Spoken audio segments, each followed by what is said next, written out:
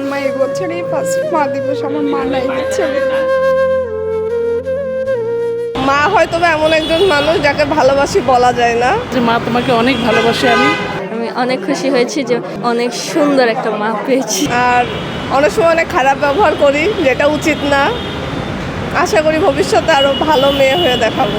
যেটা বলা হয়নি সেটা হচ্ছে যা যা শিখেছি বা যা যা পারি বা যতদূর এসেছি, এটা আম্মুর সাপোর্ট বা আম্মু যদি সাথে না থাকতো বা ধরে ধরে না শিখাতো, অনেক কিছুই পারতাম না। মায়ের কথা আর কি বলবো, আমার মা এবার আসলে হজে গেছে, মায়ের কথা বারবার মনে পড়তেছে। আসলে মাকে ভালোবাসার কথা মুখ দিয়ে বলার লাগে না, মায়েদেরকে মানে ভাবভঙ্গিতে মায়েরা বুঝে ফেলে তার সন্তানরা কতটা ভালোবাসে তাকে।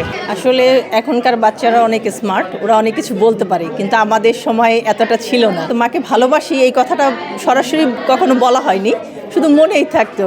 কিন্তু এটার মধ্যে আমি বলতে চাই যে আমিও আমার মাকে অনেক ভালোবাসি এবং অনেক মিস করি। অনেক পার্থক্য থাকে, কারণ যখন মেয়ে তখন মায়ের কষ্টটা বোঝা যায় না, ওইভাবে ফিল করা যায় না।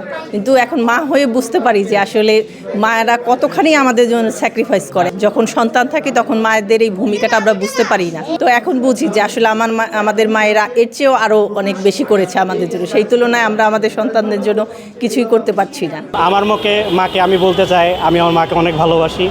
সেরকম প্রত্যেকটা মানুষের উচিত এই দিনে তার মাকে ভালোবাসা, কারণ মা যদি না থাকতো তাহলে আমরা পৃথিবীতে আসতে পারতাম না।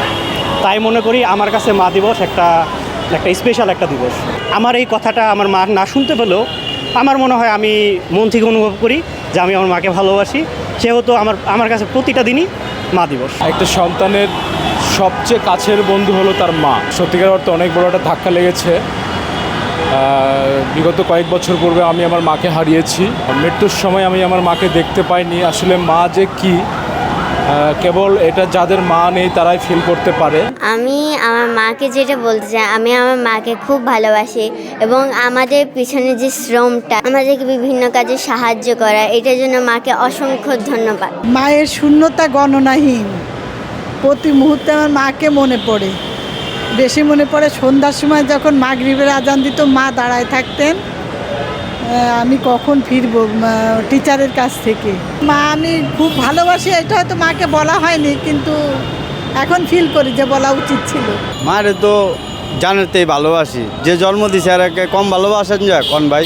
মা তো মাই, মার ভিতরে কিছু কওয়া যাবো, মার তুলনা দিন যাবো না ভাই।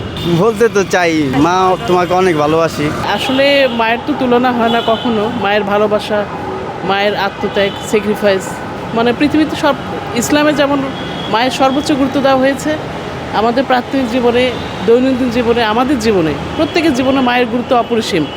এটা আসলে বলে বোঝানো যাবে না, কোনো শব্দেও প্রকাশ করা যাবে না। আমার মাকে কখনো আমি কিছু বলতে পারিনি।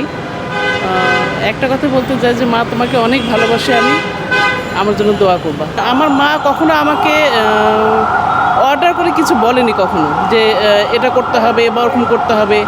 ইভেন আমি এত বড় হয়েছে, আমি কখনো আমার মা আমাকে সেইভাবে কড়া শাসন করেনি, পড়াশোনার ক্ষেত্রে হোক বা যে কোনো ক্ষেত্রে। আর এখন আমি সার্ভিস করি বা আমার সংসার জীবনে আছি, এখনও আমার মা কখনো আমাকে কিছু বলে না যে আমার এটা লাগবে বা ওটা লাগবে। মানে আমি এই যে আত্মত্যাগটা, এটা আমার মায়ের কাছে আমি শিখেছি, এটা কোথাও পাইনি। মাকে বলতে চাই, তুমি তো আমার জন্য অনেক স্যাক্রিফাইস করেছো, সারাদিন তুমি না খেয়ে আমাকে খাওয়াও। আমি বলবো যে আমি তোমাকে অনেক ভালোবাসি। আমি নিজের হাতে কোনো কিছু বানিয়ে আমার মাকে উপহার দিতে চাই। আমি বলি যে না আর হবে না, আমি সেই ভুলটা আবার শুধরে নিতে চাই। আমি ওরকম আর দুষ্টুমি করি না। আমি আমার মাকে অনেক বেশি, মানে এটা কাউন্ট করা যাবে না, অনেক বেশি, অনেক ভালোবাসি। আমি মাকে বলতে চাই যে অনেক ধন্যবাদ আমাকে সব কিছু দেওয়ার জন্য। এত কষ্ট করে আমাকে, এত ভালো স্কুল, এত কষ্ট করে এত জায়গায় আমাকে অ্যাডমিশন দেওয়া, এরপরে অনেক এফোর্ট খরচ করার জন্য অনেক ধন্যবাদ আমার মাকে। আমি অনেক খুশি হয়েছি যে আমি এত ভালো, এত অনেক সুন্দর একটা মা পেয়েছি। জীবনে চাই বেশি মাকে ভালোবাসি। মা তো মাই, যে গর্ভধারিণী এত মাই। হ্যাঁ, মায়ের জায়গায় তার অন্য কেউ খারাপ হতে পারে।